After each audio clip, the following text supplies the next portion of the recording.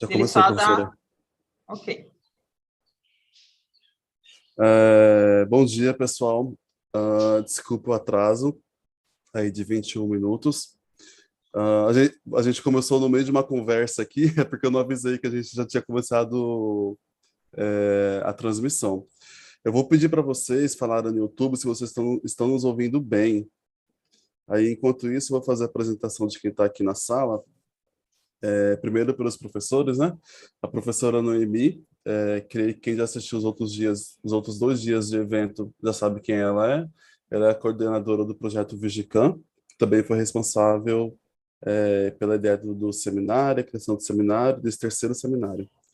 O professor Marco Bertulli, que está conectando ali, está sem imagem, mas ele também é professor do Instituto e faz parte também da comissão científica, da comissão geral do seminário e também do projeto Vigicam. A doutora Mariana, ela é a palestrante convidada do INCA, esteve conosco aqui esses 3 dias de evento. Ela vai participar do debate dos resumos aqui que serão apresentados. O Romero, do Santos Caló, ele também é mestre em saúde coletiva, é graduado em biomedicina, é professor substituto do Instituto de Saúde Coletiva aqui da FMT, também fez parte da comissão geral do evento, fez parte da comissão científica, também fez parte da comissão de divulgação, apresentou o resumo, coordenou, nos ajudou ali na coordenação do evento. E, por fim, os 3 resumos selecionados, eu só vou falar o nome agora, mas depois eu faço uma apresentação melhor dos 3, antes da apresentação deles de fato. Primeiro a gente tem o Marcos ele é lá da Paraíba, ele é nutricionista, né, Marcos? Exatamente. Isso. Daí a gente tem a Letícia ela foi cerimonial do seminário, ela é daqui de Cuiabá, no caso, também é nutricionista. E a gente tem o Alan, que ele é graduando em medicina aqui pela Universidade. Antes de passar a fala para a professora Noemi, eu queria dizer... eu sou o Flávio, eu também faço parte da comissão do Vigicam, da comissão do evento, também sou mestre em saúde coletiva. Todos bem-vindos. Agora eu passo a fala para a professora Noemi, para ela dar uns outros recados. Bem, bom dia a todos. É um prazer estar com vocês novamente, né? Fizemos desde quarta-feira, dia 17, ontem, e hoje a gente está finalizando mais uma parte importante para nós, que selecionamos os resumos, né? E agora queremos apresentar também esses resumos para vocês. Desde já agradeço a todos que participaram conosco nesse seminário e que submeteram também os seus resumos. Agradeço já a comissão científica que fez a seleção, a comissão de divulgação, a comissão geral do seminário, que incansavelmente trabalharam nesses 3 dias, e não só nesses 3 dias, mas nesses últimos meses aí, que trabalhamos para apresentar esses nossos resultados do projeto. Flávio, você tem os dados, né? Flávio participou, então, como coordenador da comissão científica, e ele vai apresentar um pouquinho só do que nós recebemos, né, desses dados nesse último seminário.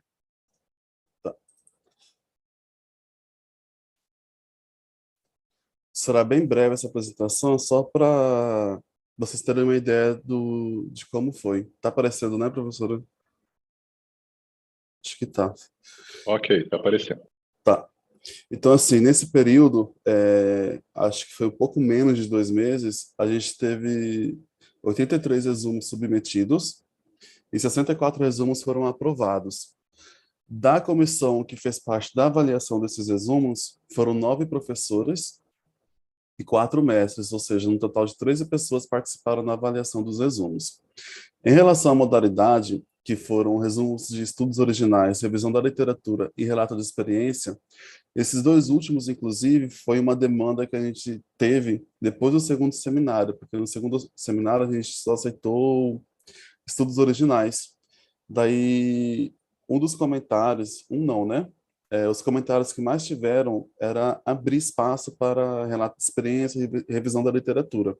Então a gente abriu e viu que também teve um sucesso nesse quesito. E dessas três modalidades, a que se destacou ainda assim foi de estudos originais, que representou 71,9% dos resumos submetidos.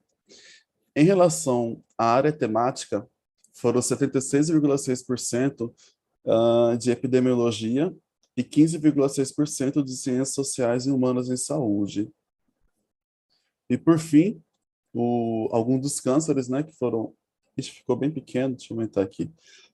Esses aqui são alguns dos cânceres que foram trabalhados. Muitos resumos não falavam de um câncer em si específico, né? Ainda mais na área de políticas e na área de ciências sociais e humanas e saúde. Eles falavam de uma maneira geral ou pegavam um outro campo, mas relacionado ao câncer. Aí eu trouxe aqui alguns resumos, alguns cânceres que foram propriamente trabalhados nos resumos. Então, em primeiro lugar, o câncer mais trabalhado foi câncer de mama, que teve 6 resumos trabalhados. E em segundo, o câncer de próstata e colo de útero, 5 resumos cada um. E em terceiro, o câncer de colo retal, que tiveram 3 resumos trabalhados. Aí os outros tiveram 2 e 1 resumo. Por enquanto é isso em relação aos resumos. E esse quantitativo, né, que a professora pediu para mostrar, eu passo a fala de novo para ela. Bem, obrigado, muito obrigada, Flávio, pela apresentação, e obrigada à comissão científica. Esses resumos, então, selecionados agora, hoje, mais 3 foram selecionados para apresentação oral, e hoje a gente tem mais 3 resumos selecionados para apresentar agora. Depois desses resumos, né, nós vamos finalizar e serão publicados em anais daí, tá? Agora, acho que a gente passa para a apresentação, Flávio, e Tá. eu já também agradeço ao professor Marco Aurélio, a professora doutora Mariana, aí, que acompanha com a gente, tá? Muito obrigada por essa ajuda aí no seminário, e nas palestras, e na avaliação, e no debate, e depois a gente quer ouvi-la também. Pode começar então, né? Desculpa, professor. Desculpa, Mariana. Então, vai funcionar da seguinte maneira, similarmente com o que foi ontem no evento. Então, os 3 vão apresentar. Então, primeiro vai ser o Marcos, depois o Alan e depois a Letícia. Aí depois a gente abre para os comentários, tanto da professora doutora Mariana, quanto de quem também estiver na sala. E quem tiver dúvidas também no YouTube, a gente tem o pessoal ali olhando. Aí, se tiverem dúvida, pode perguntar. Então, deixa eu apresentar aqui o primeiro palestrante. Então, o primeiro palestrante a apresentar o resumo é o Marcos Garcia. Ele é nutricionista, pós-graduado em saúde pública com ênfase em saúde da família e nutrição clínica e esportiva. É mestrando no programa de pós-graduação em saúde pública da Universidade Estadual da Paraíba. Também é membro do Núcleo Estratégico de Educação em Saúde, vinculado à Escola de Saúde Pública da Paraíba. Marcos, bem-vindo. Bom dia a todos. Consegue me escutar? Sim, a gente está te ouvindo. Vou compartilhar o slide, tá certo? Tá. Lembrando, pessoal, que cada apresentador vai ter até 10 minutos de apresentação, tá? Conseguem ver? Aparece direitinho? Tá aparecendo. Pois, bom dia, pessoal. Vou apresentar meu resumo, que é intitulado de Qualidade de Vida do Paciente com Câncer, uma revisão da literatura. Deixa eu ver se eu consigo passar. Está passando? Apareceu para vocês? Pronto. O diagnóstico do câncer, ele traz muitas mudanças importantes no modo de vida e impõe grande impacto emocional ao paciente e seus familiares, que constituem ali um membro da família dentro do domicílio. Nos últimos anos, tem observado a incidência o aumento de câncer devido à expectativa longitudinal das pessoas de viver mais. Com isso, esse diagnóstico ele consegue impactar dentro do domicílio e alterar as emoções dos membros da família. Então, qualidade de vida para a OMS declara que a percepção do indivíduo sobre sua posição na vida, no contexto da cultura e dos sistemas de valores no quais ele vive, em relação a seus objetivos, expectativas, padrões e preocupações. Isso de acordo com a OMS. A gente define também qualidade de vida de um cunho popular, como qualidade de vida o bem-estar, mas a gente relaciona também qualidade de vida relacionada à saúde, o quanto que aquela patologia pode impactar, além da saúde, as outras dimensões, como chamada assim, desde a psicológica, física, emocional, meio ambiente, o quanto aquela patologia impacta nisso. Então, dessa forma, o objetivo do estudo é uma revisão da literatura que tem como objetivo de caracterizar a qualidade de vida relacionada à saúde dos pacientes oncológicos e compreender o impacto da doença e do tratamento na vida dos pacientes e sumarizar os fatores contribuintes para a melhora ou piora da qualidade de vida relacionada à saúde. Então, foi realizada uma revisão da literatura, que tem um tipo de abordagem qualitativa, realizou consultas por artigos científicos nos bancos de dados PubMed, o periódico CAPES, Cielo e o Lilacs. Ao final dessa busca, desse levantamento no banco de dados, encontrou-se 15 estudos, do qual 7 foram selecionados para fazer parte da escolha da revisão da literatura, de acordo com os critérios. Utilizou-se os descritores qualidade de vida relacionada à saúde, qualidade de vida, câncer, paciente oncológico, doença terminal e neoplasia, para fazer as buscas, e os descritores, junto com as palavras-chave, foram utilizados operadores booleanos AND e OR para fazer o levantamento da pesquisa dos artigos. Dentre os 7 artigos que compuseram a amostra, 4 evidenciaram a diminuição na qualidade de vida durante a quimioterapia, que é observado que durante o tratamento observa-se que ocorre redução da qualidade de vida, desde o domínio psicológico, emocional, isso impactando a vida do paciente oncológico. Identificando sinais e sintomas preditores de baixa qualidade de vida, como dor, distúrbio do sono, depressão, alterações nutricionais, afetando a imagem corporal, função sexual e funcionamento físico ao longo do tratamento. As dimensões que são afetadas dependem muito do tipo do câncer, mas quando se faz o tratamento da quimioterapia, consegue observar geralmente esses sintomas que estão relacionados com as dimensões físicas e psicológicas do paciente. A qualidade de vida psicológica tem oscilações durante o tratamento, assim como a escala sobre as relações sociais. Além disso, 2 estudos mostraram melhora da qualidade de vida relacionada à saúde de pacientes com câncer mediante a realização de intervenções físicas, emocionais e espirituais. Os estudos abordam muito isso. Eles têm uma diminuição da redução da qualidade de vida, principalmente nesses domínios que eu já falei. Mas quando se tem intervenções para melhorar o diagnóstico, melhorar a qualidade de vida do paciente, observa-se que a qualidade de vida tem uma melhora quando ocorrem essas intervenções. Por fim, os sintomas que acometem na redução da qualidade de vida diminuem após o término da quimioterapia, o que já é se esperar, pois o processo complexo da quimioterapia ele impacta bastante a vida do paciente, desde o diagnóstico até o tratamento. É muito importante conhecer esses domínios que estão sendo afetados durante o tratamento, durante o diagnóstico, para que ocorram essas intervenções e assim melhorar a qualidade de vida do paciente oncológico.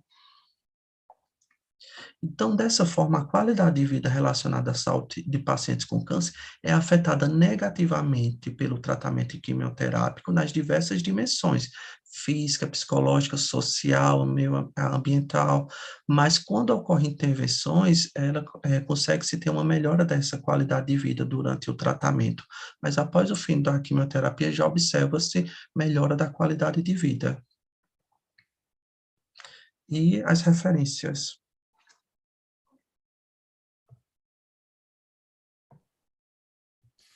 Parabéns, Marcos. Bela apresentação. E que slide bonito também. Obrigado. Slide limpo. E fez um tempo, né? Foi pouco mais de 5 minutos. Aí sobrou 5 minutos aí para os outros 2, para quem quiser dividir esse meio tempo. Passando agora para o próximo. Deixa eu só fazer a apresentação dele. Agora, o próximo resumo é do Alan Matheus Ferri Carvalho Dias. Ele é graduando em medicina aqui pela Universidade Federal de Mato Grosso e também faz parte da Liga Acadêmica. Aí, Alan, seja bem-vindo mais uma vez. Você tem até 10 minutos para apresentar. Pode ficar à vontade. Ok, muito obrigado. Bom, como o professor Flávio tinha dito, meu nome é Alan, sou graduando do 8º semestre de Medicina pela Universidade Federal do Mato Grosso e também membro da Liga Acadêmica de Oncologia. O título do meu trabalho é Cancerizaros, uma comparação entre Brasil, Estados Unidos da América e Europa. Tá. Bom, não existe uma definição universalmente aceita sobre o que é um câncer raro, mas quando a gente analisa a literatura, vários estudos acabam trazendo a definição do projeto de vigilância de cânceres raros na Europa, que acaba definindo os cânceres raros como aqueles que têm uma incidência inferior a 6 casos a cada 100 mil habitantes. Então, o meu objetivo foi estabelecer uma comparação entre os principais tipos de cânceres raros no Brasil, nos Estados Unidos da América e na Europa. Para isso, foram coletados os dados mais recentes sobre incidência de câncer nessas 3 regiões em 3 bases de dados. O Globocam, disponibilizado pela Agência Internacional para a Pesquisa em Câncer da Organização Mundial da Saúde, a estimativa de incidência de câncer no Brasil em 2023, disponibilizado pelo Instituto Nacional do Câncer, e também a lista de cânceres raros, disponibilizado por aquele mesmo projeto de vigilância de cânceres raros na Europa. Bom, aqui a gente tem 3 quadros com os resultados dessa pesquisa, os 5 principais tipos de cânceres que atendem aquele critério de raridade, organizados com base na taxa de incidência. Nos Estados Unidos, a gente tem, então, como 5 principais tipos, o câncer de testículo, o câncer de esôfago, o de orofaríngeo, de laríngeo de vulva. Na Europa, acabam emergindo o câncer de colo uterino, o câncer de tireoide, de cavidade oral e de lábio, o sarcoma de tecidos moles e a vesícula biliar. E no Brasil, são o linfoma não Hodgkin, as leucemias, o tumor de sistema nervoso central, de bexiga e de esôfago. A partir desses dados, a gente consegue perceber algumas coisas. Primeiramente, dentro dos cânceres raros, aqueles que acabam emergindo com maior incidência, esse perfil ele acaba variando de uma região para outra. Não necessariamente o câncer raro mais incidente de uma região, ele é o mais incidente de outra. E outra coisa que pode ser percebida também é que não necessariamente um câncer que é considerado raro numa região, ele vai ser universalmente considerado raro. Isso acaba variando. Então, por exemplo, nos Estados Unidos, o câncer de esôfago e o câncer de laringe, eles acabam sendo considerados cânceres raros, mas na Europa, a taxa de incidência deles permite a gente classificar eles como cânceres comuns. Já, por exemplo, na Europa, os 3 principais tipos de cânceres raros, o câncer de colo uterino, de tireoide, o de cavidade oral e lábio, eles são considerados comuns tanto nos Estados Unidos da América quanto no Brasil. Já quando a gente compara os cânceres raros do Brasil, a gente tem um fato interessante. Todos eles são considerados cânceres comuns na Europa e os 4 primeiros são considerados cânceres comuns nos Estados Unidos, com exceção do câncer de esôfago, que acaba não só entrando como câncer raro nos Estados Unidos, mas também está na lista dos mais incidentes dos cânceres raros naquela região. De conclusão, então, a gente consegue perceber que diferentes regiões elas acabam apresentando perfis diferentes de cânceres raros, não só entre aqueles que vão ganhar destaque pela incidência maior, mas também quais cânceres são considerados raros e comuns entre um grupo e outro.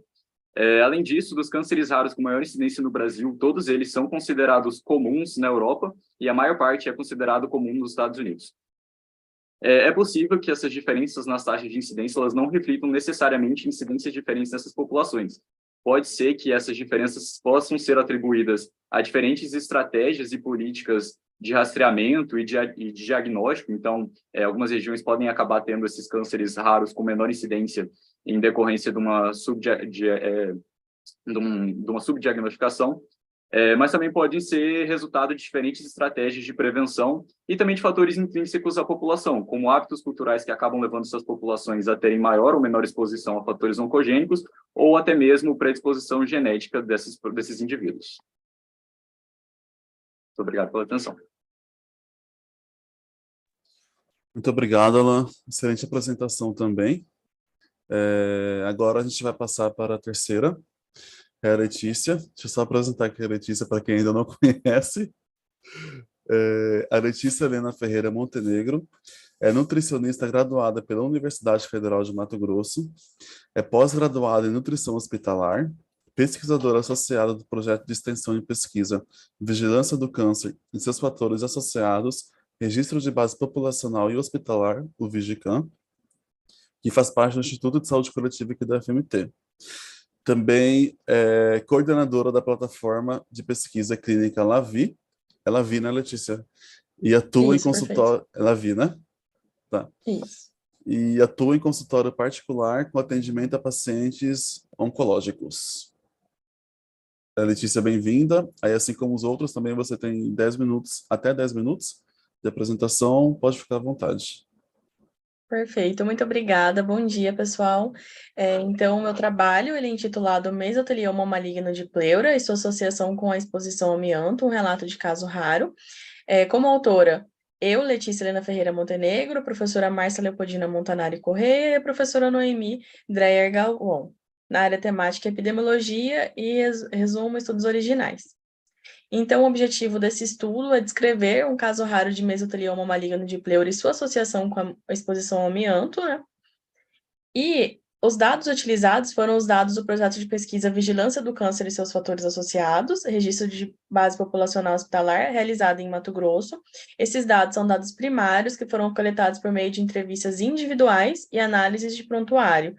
E essa pesquisa ela foi realizada com pessoas com diagnóstico de câncer, 18 anos ou mais, em hospitais de referência para oncologia.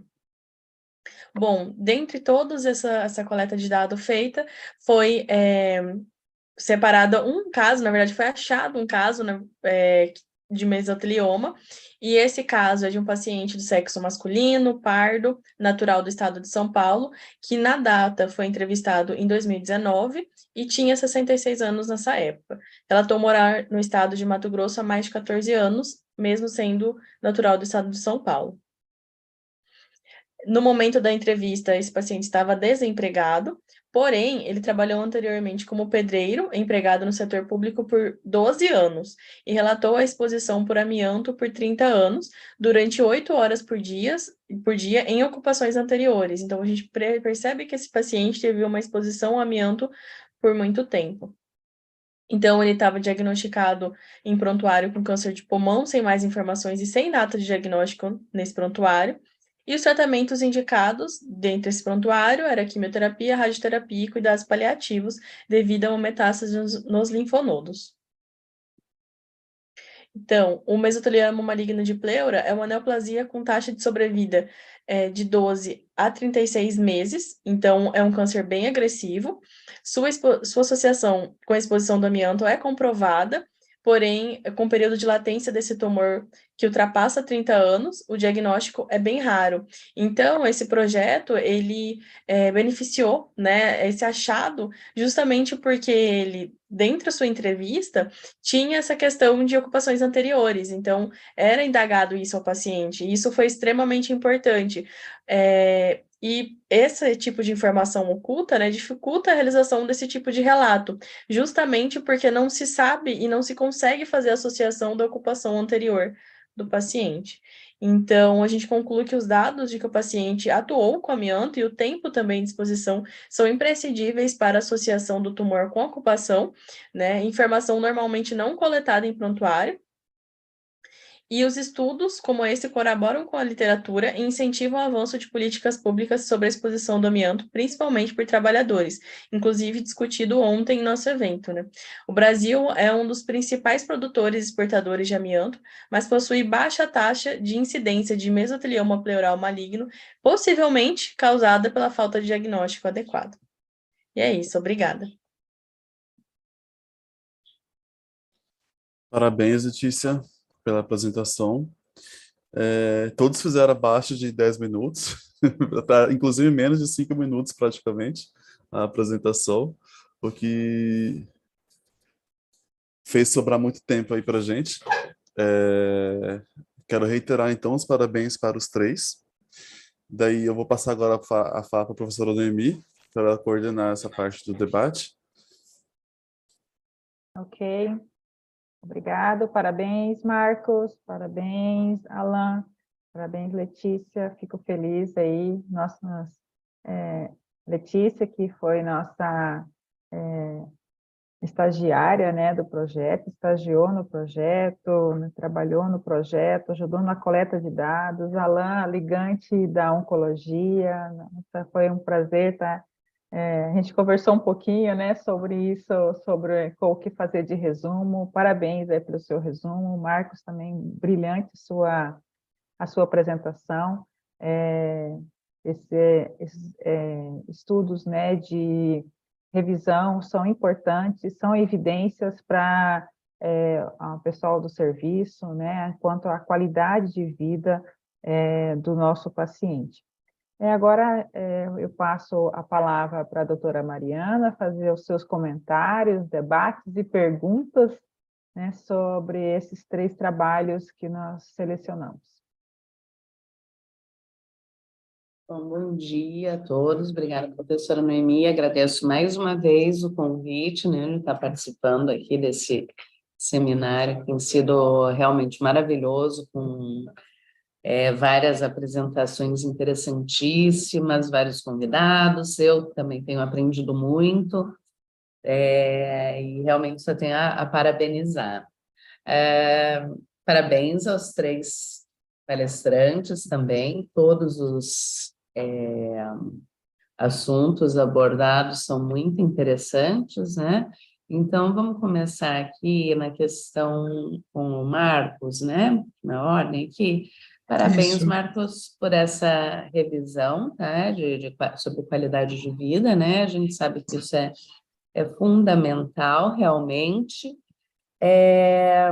Eu queria saber o que mais te chamou a atenção nessa revisão, o que, né, foi, assim, qual foi um achado, assim, que você achou mais, digamos, interessante, assim, e que você acha que merece ser mais explorado, né, nessa questão?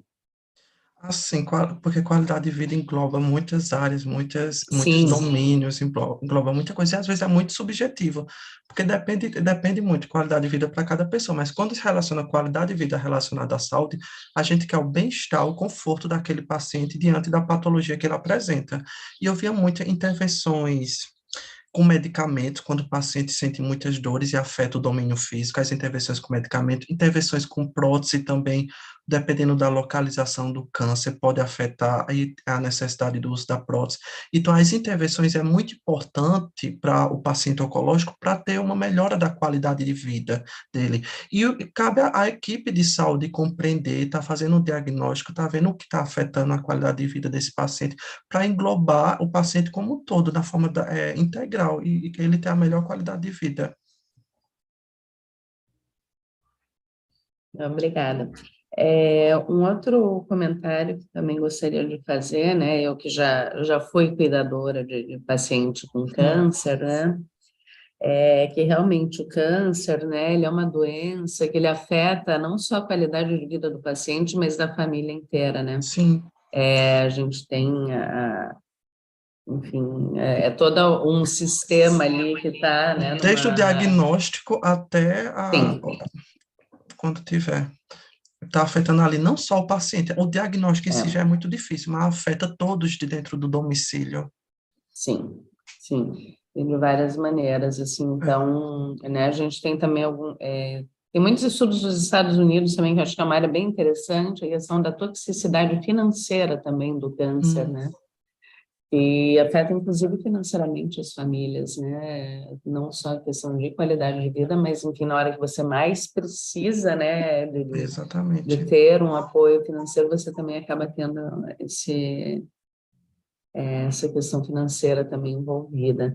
Parabéns pelo seu trabalho. Obrigado, Pretende professora. continuar trabalhando nessa área, pesquisando nessa área? Com certeza, eu gosto muito de trabalhar com qualidade de vida. E eu Uhum. vejo, no hospital que eu atuo, eu vejo muito os pacientes oncológicos. Eu fico imaginando, nossa, como deve afetar bastante a qualidade de vida. Aí foi quando eu tive a curiosidade e resolvi saciar através da literatura que já existe. Parabéns, é uma área bastante ampla e realmente espero que você continue nessa área, né? Seguindo aí, fazendo, né? Quem sabe aí um estudo, coletando também dados, né? Entrevistando os Sim, com pacientes. certeza. Parabéns. Muito obrigado, professora. Opa, agora vamos para o Alan ou Alan? Ela, professora. Alan, parabéns também pela sua apresentação. Bastante interessante, né, essa questão enfim, do que é raro, o que não é, né, como muda. Só tem uma... Você poderia voltar naquele teu slide comparativo, por favor? Sim.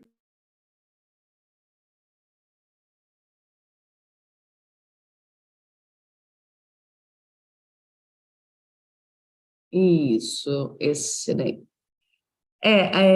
Tem algumas coisas ali, como você pegou, né, das estimativas, tá? Tem alguns tipos de câncer, por exemplo, a orofaringe e a boca, né, nas estimativas elas estão juntas, tá? Então, eu acredito que talvez aparecesse... Oi? É porque, como foram coletados em lugares diferentes, algumas Sim, literaturas trazem separado e outras acabam aglobando é. Não, numa sei categoria bem, eu só. fiz na minha tese de doutorado, essa foi a primeira questão com a qual eu me deparei o que é boca e o que é orofaringe. Como que a gente classifica isso?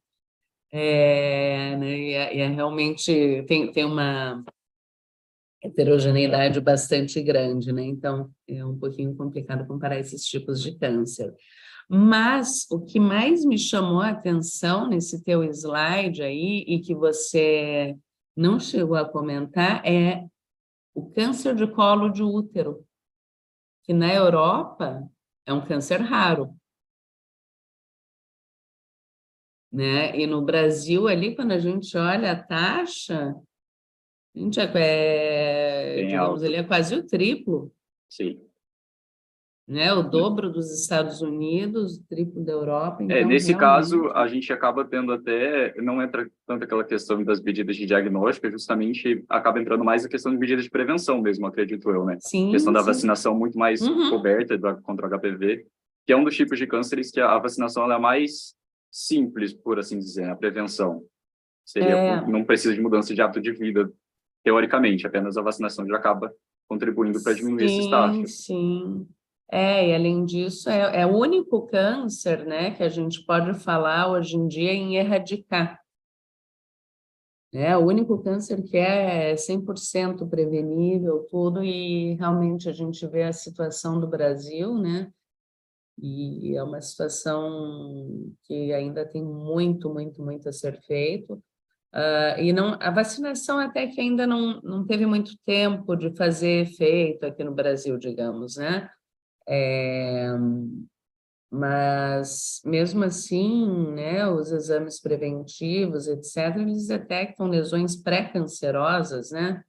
Que podem... Então, ele é 100% prevenível. Então, é uma situação bastante triste do Brasil em relação a isso, né?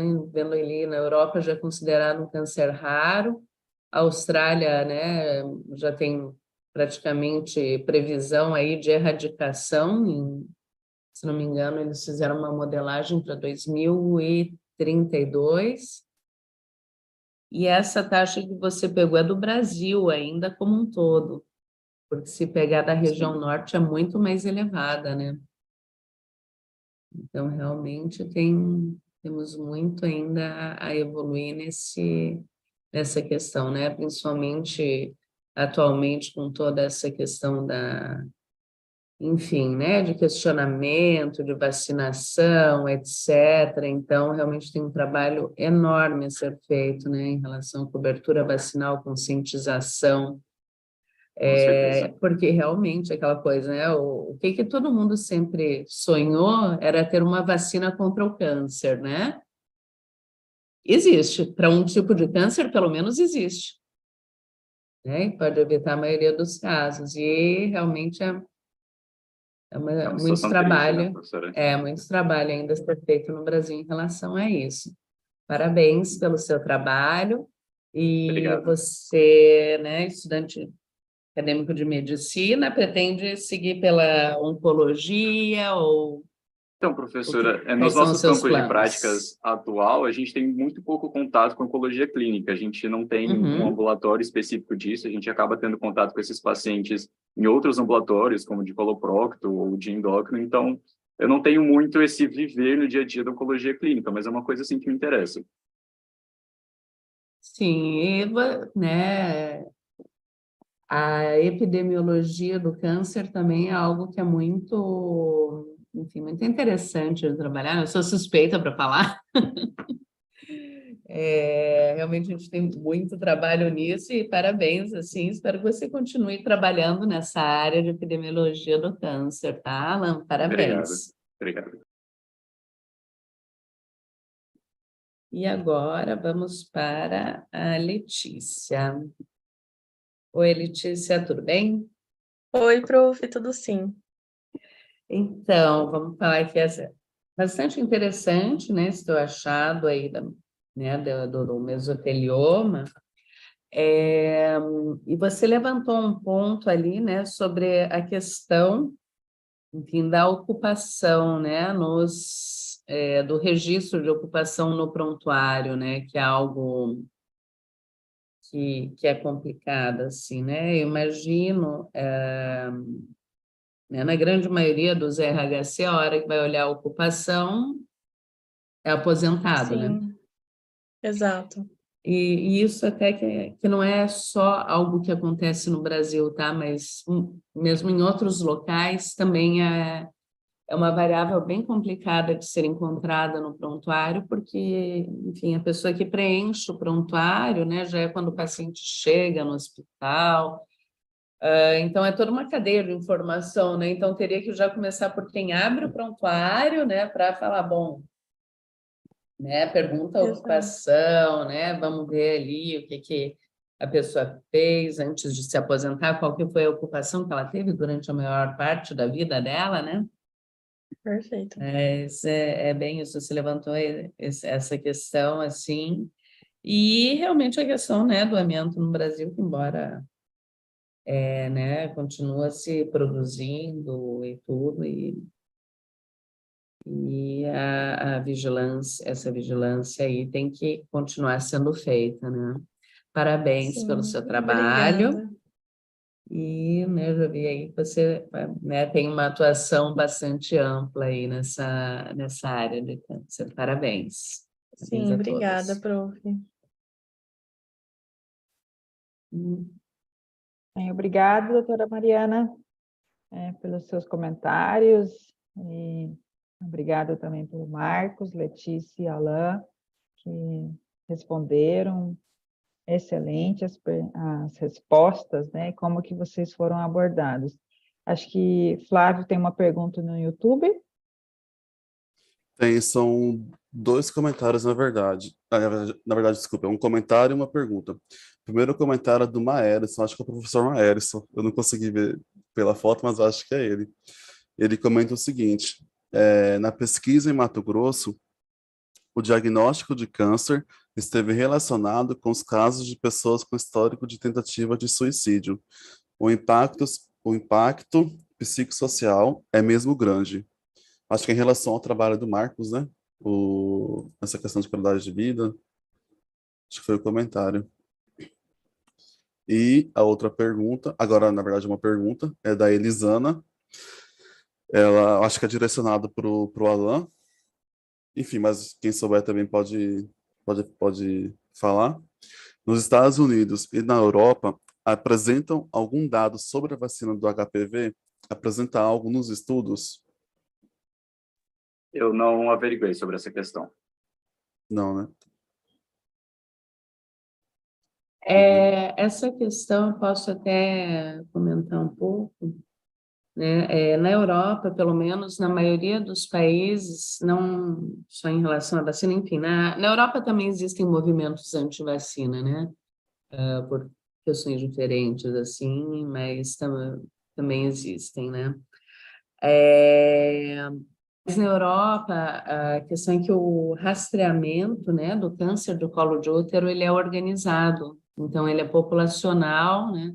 Então as mulheres na idade do rastreamento, elas são convidadas, recebem o convite em casa, né, para ir gratuitamente, dependendo do sistema de saúde, né? Mas, enfim, se o sistema ele não é universal, a mulher é convidada a ir gratuitamente fazer a coleta do material, né? Então, você tem esse convite ativo também, né? Não é o rastreamento oportunístico, né? Como ocorre no Brasil, tá? Mas eu também não tenho informação sobre essas questões de cobertura vacinal, mas a gente sabe que tem muito antivax também nos Estados Unidos e Europa, né? Aí tem mais um comentário, acho que agora foi relacionado ao assunto da Letícia, e que a doutora Mariana estava falando questão de registros, enfim. Foi da Alice Tavares, ela comentou que quem registra qualquer informação precisa ter zelo e envolvimento no que está fazendo, para além da assistência, gerar dados que levem às ações oportunas e qualificadas. Exatamente, né? Isso aí realmente é... E é aquela coisa, a informação, ela começa no momento em que o paciente adentra o hospital, né? Falando do registro hospitalar, por exemplo, e que a pessoa abre o prontuário, né? Que não necessariamente é alguém da saúde e tal, né? Que vai coletar essas informações sociodemográficas, né?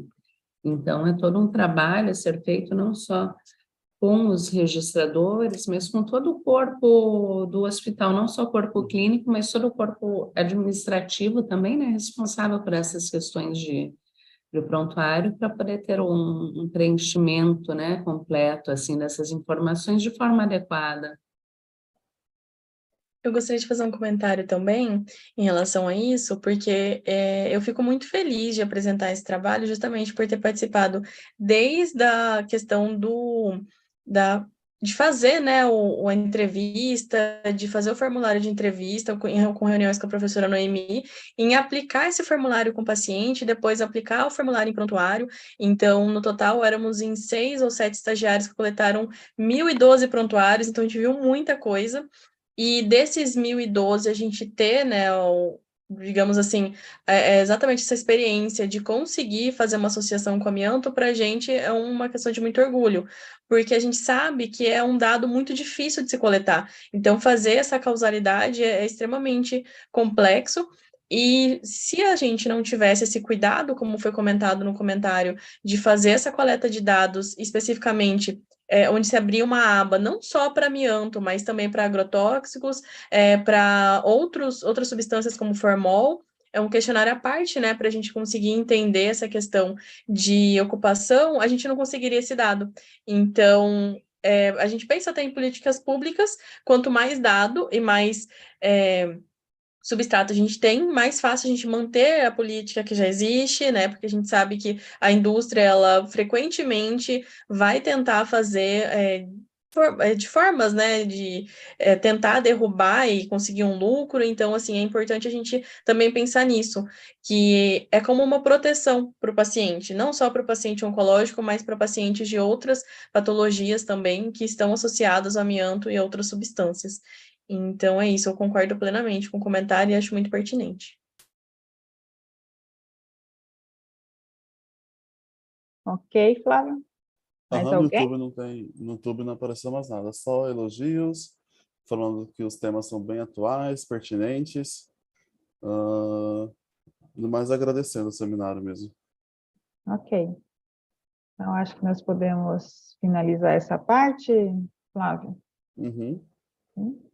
Então, eu agradeço a participação dos nossos expositores, Marcos, Letícia e Alain, muito obrigado por vocês submetidos os resumos, né, participar dessa seleção e depois, se dispuser de vir aqui e apresentar, né, para colocar à disposição o resumo de vocês, para a gente fazer o debate também, e outras pessoas ter esse conhecimento, né, principalmente a Alain, que trouxe aí 3, né, abordagens diferentes, né, raro, né, o que é raro para a Europa e Estados Unidos e o que é raro para nós, né, esse câncer de colo de útero é uma coisa, assim, muito evidente, dá um outro estudo, né, a Letícia também pela procura, né, desse caso, dentro da nossa base de dados, sabemos que é difícil de encontrar um caso desse, mas ela foi incansável, né? E fomos filtrando e selecionando e buscando até que encontramos. Marcos trazendo essas evidências sobre qualidade de vida é muito interessante, tá? Eu desde já agradeço a doutora Mariana, professor Marco Aurélio, Flávio, Romero. Romero, você quer fazer uma contribuição também? Você participou aí das 3 comissões? participou do segundo seminário? Quer falar alguma coisa? Oi, professora. Não, só queria externar mesmo, né, a felicidade da gente ter alcançado o objetivo, né? Eu acho que isso é gratificante para toda a equipe, né, que se envolveu nesse processo de construção, de elaboração e de efetivação desse evento, né, o segundo evento. No início eu estava conversando com eles, né, e eu perguntei para o Marcos, que era o mais distante, se ele já havia falado, se ele já tinha ouvido falar do nosso evento, né, ele disse que participou da edição passada. E aí eu reforcei, né, que isso é importante, que o nosso evento, o nosso projeto está tomando forma, né, e está repercutindo de forma positiva, né, em outros locais, em outras regiões, em outros estados, né. E aí eu acho que hoje em dia isso é fazer ciência, né. É você escrever, é você levantar dados, é você correr atrás, é você ralar, trabalhar muito, né, e embora nem todos reconheçam o seu trabalho, né, do projeto, da equipe, mas o que vale é isso, é que algumas pessoas vão identificar, vão encontrar sobre o nosso trabalho, né? Vai querer saber sobre, vão querer participar, né? E eu acho que o objetivo foi alcançado, né? A gente teve pessoas inscritas, a gente teve pessoas contribuindo, teve pessoas participando, mandando resumo dos diversos lugares, né, Flávio, das diversas regiões do Foi. Brasil. Eu acho que o objetivo foi alcançado. Então, só agradeço a todos e a todas que estiveram participando conosco, né, de forma online ou de forma presencial. Eu acho que o objetivo foi alcançado. E é isso aí, galera. Já vamos pensar o quarto. Ai, obrigada, Romero, obrigado. Então, doutora Mariana quer? Flávio? Não, desculpa, doutora, de só dar um recado antes que eu esqueça, em relação aos resumos. Então, os 3 participantes de ontem e os 3 participantes de hoje vão receber um certificado, eu esqueci o nome do certificado, mas... Menção honrosa. Isso, A menção gente encaminha honrosa, por tá? e-mail. Isso. Daí, os participantes que enviaram o vídeo, eu ainda não consegui subir o vídeo porque ficou muito pesado. Daí eu acho que eu vou ter que dividir em 2 os vídeos, e vou colocar no YouTube. Assim que acontecer isso, assim que conseguir finalizar esse processo, eu disponibilizo o link pela plataforma, aí vocês vão receber pelo e-mail, aí dá para verificar o link. Quanto ao certificado de presença, o certificado vai no nome exatamente como foi colocado na lista que foi preenchida. Daí, a partir de segunda, eu já começo a enviar para a professora Noemi, daí ela vai abrir o processo. Deixa eu ver o que mais. Do certificado, acho que é só isso em relação ao evento. Só para explicar a questão do porquê que o vídeo ainda não está, né? Porque ainda não consegui subir porque ficou muito pesado. Pode ir. A lista de presença de hoje Já foi divulgado, já foi já divulgada. coloquei no YouTube. Ok. Ok, então. Obrigada, Flávio. Doutora Mariana, quer encerrar? Quer comentários finais? Sim, bom, né, eu gostaria de agradecer mais uma vez o convite.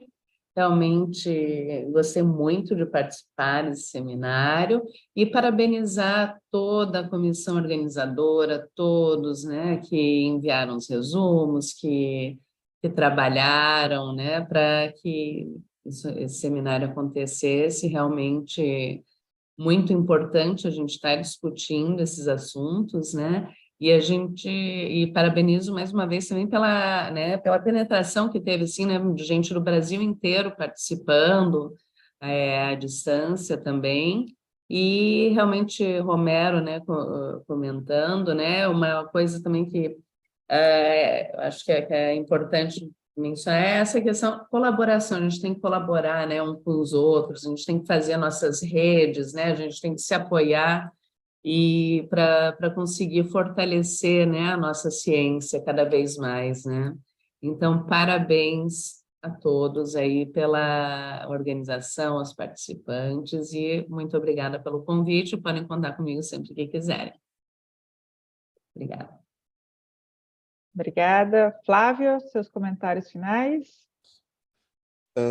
Só agradecer mesmo a participação de todos, e agradecer também a compreensão, né, porque teve alguns problemas em relação ao horário, à transmissão, mas eu espero que vocês tenham entendido. Foi um problema externo, mas que não tirou, né, todo o rico conhecimento que foi produzido pelo evento. Agradecer também a doutora Mariana mais uma vez por ter sentido o calor de Cuiabá e ter ficado com a gente esses 3 dias. Agradecer E o calor das pessoas também, né? o calor das pessoas. Realmente tive uma recepção maravilhosa Ah, aqui, que bom, adorei. professora. Espero que tenha gostado também da farofa de banana. Amei. Muito bom. Agradecer ao professor Dr. André, né, que não sei se vocês lembram, mas enquanto a gente estava aqui às 6h30, 7 horas da noite, lá para ele já era 2 e pouco da manhã. Então ele se manteve ali firme, fez uma belíssima apresentação, e também aos outros apresentadores, aos 3 que apresentaram o resumo hoje, que se dispuseram a participar online, ao Marcos, que está lá na Paraíba, com a diferença de fuso horário. Inclusive, o professor ele acordou um pouco mais cedo, com medo com Eu receio desse estava em horário. dúvida se era 1 hora a mais ou 1 hora a menos. Aí ele foi e acordou mais cedo. Ao Alan, a Letícia, ao Romero, ao Paulo e a Ana Cláudia, que apresentou o trabalho no lugar da Gabriele. Quero agradecer, enfim, de modo geral, e principalmente a senhora, professora Noemi, mais uma vez pelo evento. Ok, obrigado, Flávio. Então, a gente finaliza. Então, primeiro, agradecer a todos os participantes que participaram do seminário, né, as comissões organizadoras, tanto de divulgação, Romero e Leandro foram incansáveis aí nos posters e nas chamadas, né, do Instagram. Flávio, né, sempre pertinente na comissão científica, mandando os e-mails, né, fazendo toda a comunicação com o pessoal dos resumos, com o pessoal também dos inscritos. Muito obrigado, Flávio, Romero, Letícia, com o cerimonial. Muito obrigada, Letícia, tá? Aos professores, docentes do Instituto de Saúde Coletiva, muito obrigada. Aos discentes e da pós-graduação, também a gente já quer agradecer a participação. O pessoal da gestão da UFMT, da Unicelva, a gente agradece muito. E aos nossos palestrantes, né? Como o Flávio falou, doutora Mariana, que viajou, que saiu do seu aconchego e veio sentir o calor de Cuiabá e comer farofa de banana, só a gente não ofereceu cabeça de pacu para ela, tá? Mas uma ventrecha ela saboreou. Tá? Muito obrigada, doutora Mariana, doutor André, que ficou à madrugada aguardando o nosso link e fez uma brilhante palestra, tá? Aos nossos expositores das mesas, né, que são do projeto, que são da casa, muito obrigada. O professor Pignatti, que fez uma brilhante exposição ontem, uma conferência brilhante sobre exposição de ocupacional e ambiental em relação ao câncer.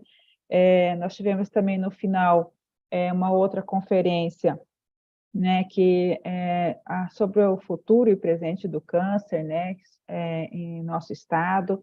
A doutora Armen também, muito obrigado. Estava no Rio de Janeiro, foi e voltou no trânsito, estava interditado, rua, e a gente conversando por mensagem, falei, não, calma, calma, nós estamos atrasados, vai dar tempo. Então, muito obrigada pela disposição. Falou sobre detecção precoce, foi brilhante a apresentação. A gente agradece, doutor Armin, também. O doutor Bruno, do MPT, que falou um pouco sobre direitos difusos e coletivos, então foi brilhante também a apresentação, alertando com o que a gente pode estar realizando de outras atividades para garantir os nossos direitos, né, de não termos exposições do ocupacional nem ambiental. A doutora Ana Carolina, da Secretaria, que também abordou um pouco a política, né, como que a Secretaria está se organizando para enfrentamento do câncer no Estado. A doutora Verônica, do Hospital do Câncer, mostrando também as dificuldades, né, sobre o atendimento, de assistência. E no primeiro dia nós também tivemos a doutora Sueli, que também do Hospital do Câncer. Ela também abordou sobre essa assistência, a dificuldade que tem, né, de atendimento das crianças com câncer. Então, a gente agradece todos os nossos palestrantes, nossos expositores, os membros que acompanharam aí à distância. É a primeira vez que a gente está fazendo, nós fizemos o primeiro seminário presencial no Hospital do Câncer, foi dia 19 de abril de 2017, né? Esse foi a data do primeiro seminário. O segundo seminário nós realizamos do dia 9 ao dia 11, o segundo seminário que foi virtual, 100% virtual, nós estávamos em pandemia, e agora a gente se aventurou fazer esse híbrido, né? Tanto presencial e tanto virtual. Tivemos alguns problemas, espero que tenham entendido nossas limitações também quanto essa modalidade, é uma coisa nova, né, para a gente fazer. Antes a gente sabia fazer presencial, aprendemos a fazer virtual. Fazer as duas coisas foi assim, igual fazer 2 eventos, né? Então, tivemos alguns problemas, mas problemas externos, mas deu certo, e hoje estamos aqui inaugurando o nosso canal do Vigicam, finalizando, então, essa parte do seminário, tá? Obrigado por tudo, e desejo que vocês ainda assistam depois os resumos que foram selecionados, tá? E desde já, muito obrigado, e tenhamos uma ótimo final de semana. Até mais.